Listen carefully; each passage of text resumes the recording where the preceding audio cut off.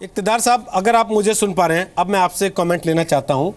आप पढ़ाते हैं, आप सुन रहा हूं आपको जी, आप तो पढ़ाते हैं, स्कॉलर हैं। मैं सर आपसे ये समझना चाहता हूं, कुछ मामले ख़ास तौर पे शादी ब्याह, तलाक, जब सब दुनिया में वो अदालती मामले हो गए, कानून है देश में जो इस तरह के मामलों को सॉर्ट आउट कर सकता है, तो ये धर्म पर कब तक छोड़े जाते रहें? सती प्रथा थी, उसका विरोध हुआ, सरकारों ने कहा बंद करेंगे, धर्म के पैरोकारों ने भयंकर तरीके से सती प्रथा का विरोध किया। आखिरकार कानून को ऊपर हाथ रखना पड़ा ना अपना। हमारे मुल्क के सुनिए मैं कह रहा हूं ना, सुनिए। हमारे मुल्क के कॉन्स्टिट्यूशन की यही खूबसूरती है और यही अफजलियत है पूरे दुनिया में कि यहाँ जितने भी अकीदे, जितने भी मजहब और जितने भी नजरियात के लोग रहते हैं, उनको अपने अपने धर्मों के लिहाज से अपने निजी मामलात में फैसला करने का हक है।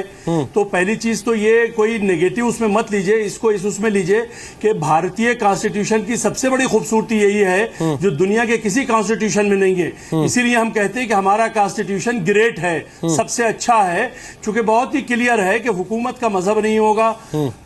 जो भारत में रहते हैं उनके सबको अपने अपने मजहब पर चलने की उन्हें आज़ादी है। अब ये देखना है कि कौन से मामलात हैं जिनमें भारत में अपने मजहब पर चलना है या कौन से मामलात ऐसे हैं जिन पे हुकूमत के जुडिशरी फैसला करेगी। तो ये एक अलग बहस है। मेरी बात यहाँ हम लोग शुरू करें, जो अभी हमारी बहनें बात कर रही थी और मैंने मकसूद कासमी साहब को भी सुन रहा था कि देखिए ये कोई ऐसा इतना बड़ा मामला उसको जो हम लोग बनाए हुए हैं, दरअसल कुरान जो हमसे कहता है, जो हमसे रसूलुल्लाह सल्लल्लाहु अलैहि वसल्लम का अमल कहता है, इन सब पर हमें गौर करना चाहिए। और हज़रत उमर के फ़ैसले को लोग जो मसला बनाते हैं, हज़रत उमर के उस फैसले के साथ साथ उसमें सज़ा का भी प्रोविज़न था। तो इसका मतलब ये हुआ कि रसूलुल्लाह ने भी पसंद नहीं किया एक ही वक्त में 3 बार कहने से उसको मान लेने को, और हज़रत उमर ने भी उसको पसंद नहीं किया था। लेकिन हज़रत उमर के ज़माने में जब ये एक मजाक की शक्ल, तो उन्होंने उस पर एक कोड़े की बात भी की गई थी, सज़ा की भी बात भी की थी। तो अब हमें ये लगता है कि जो लोग एक ही वक्त में 3 दे के उसको मान लेने की बात करते हैं, उन्हें उस सज़ा का भी प्रोविज़न करना चाहिए। और मैं मकसूद साहब की इस बात से बिल्कुल सहमत हूँ कि जो उन्होंने कहा कि 1 साल या 10 साल 2 साल जो भी सज़ा का प्रोविज़न होना चाहिए, लेकिन हमें ये देखना चाहिए कि ये एक मजाक नहीं बनना चाहिए। ये ऐसा नहीं है कि हम घर में घुसे, किसी बात पर नाराज हुए, गुस्से में हमने 3 पत्थर मारे तलाक के और अलग हो गए। नहीं, ऐसा कतई नहीं है, ना कुरान की रूह के मुताबिक नहीं है, ना रसूलुल्लाह की मंशा के मुताबिक यह है। और इसीलिए ये कहा गया कि चाहे 1 बार कहो या 3 बार कहो या 10 बार कहो, एक बार में कहोगे तो वो एक ही बार मानी जाएगी, नहीं तो, और उसके बाद बहुत से प्रोविजन है। सर मेरा सवाल छोड़ दो अगर नाराजगी है। अब मेरा एक सवाल है सर, देखना छोड़ दो, पूरा टाइम गुजरे। बिल्कुल ठीक जी। मेरा एक सवाल है जी, नाइश हसन, मजाक कौन बनाता है फिर इन चीजों का?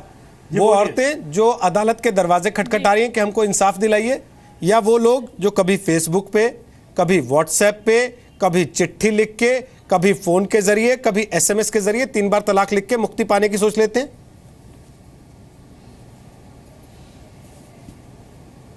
नहीं, देखिए रोहित जी, औरतें तो नहीं मजाक बना रही कभी भी, वो तो अपने इंसाफ की लड़ाई लड़ रही हैं। और जब उनको कहीं इंसाफ नहीं मिला तो मैं समझती हूँ, अभी मैं बहुत खुश हूँ कि देश के अलग अलग हिस्सों से औरतें सुप्रीम कोर्ट पहुँच रही हैं। ये इस देश में एक बहुत अच्छा साइन है कि औरतों को ये विश्वास हो रहा है कि नहीं, अब हमें वहाँ इंसाफ मिलेगा। और ये किसी एक संगठन का मामला नहीं, मजाक तो हमारे, माफ़ कीजिएगा, इस कौम के तमाम उलेमा हजरात ने बनाया है, जिन्होंने मेरे साथ कितनी बहसों में टीवी पे बैठ के कहा नहीं ये जायज़ है, ये ऐसा ही रहेगा। तो मजाक वो बनाते हैं और अपना मजाक पूरी दुनिया में उड़वाते भी हैं। हम तो कुरान की बात कर रहे हैं, हम तो कॉन्स्टिट्यूशन की बात कर रहे हैं, हम तो जस्टिस की बात कर रहे हैं, जो कुरान की, इस्लाम की पहली की वैल्यू है जस्टिस, इंसाफ, रहमा, हिकमा, ये कुरान की वैल्यू है। तो हम उसको ले रहे हैं और हम कॉन्स्टिट्यूशन को ले रहे हैं। मजाक इस देश में हमारे उलेमाओं ने बना रखा है, लेकिन मुझे लग रहा है ये बहस जो 1-2 साल से बहुत ज़्यादा उठी है, इसका फ़ायदा ये हो रहा है कि मैं देख रही हूँ कि बहुत से लोग टर्न कर रहे हैं। वो लोग जो बिल्कुल चीख के मेरे सामने कहते थे कि नहीं ये ठीक है, वो अब थोड़ा माइल्ड हो रहे हैं, वो सॉफ्ट हो रहे हैं, क्योंकि उन्हें लग रहा है कि अब औरतों ने पढ़ाई की है, ये औरतें जितनी पढ़ाई की है उतनी ये फाइट भी करेंगे इंसाफ के लिए। ये भी तो समझ नहीं आ रहा मजाक क्या बोल ना रहे हैं। बने, ये अच्छा है। इतने कंट्रीज ने इसको बदला है। मुझे आप प्लीज़ ध्यान से सुनिएगा, मजाक ना बने, क्योंकि तमाम कंट्रीज़ ने इसको बदला है 3 तलाक को। इंडिया भी इसमें पहल करे और इसको बदले। ये बेहतरी का एक रास्ता है, ये जस्टिस का एक रास्ता है। मर्द खाली शौहर ही नहीं है, वो किसी का भाई भी है, किसी का बाप भी है, किसी का बेटा भी है। तो इसको इस नज़रिए से देखने की ज़्यादा ज़रूरत है।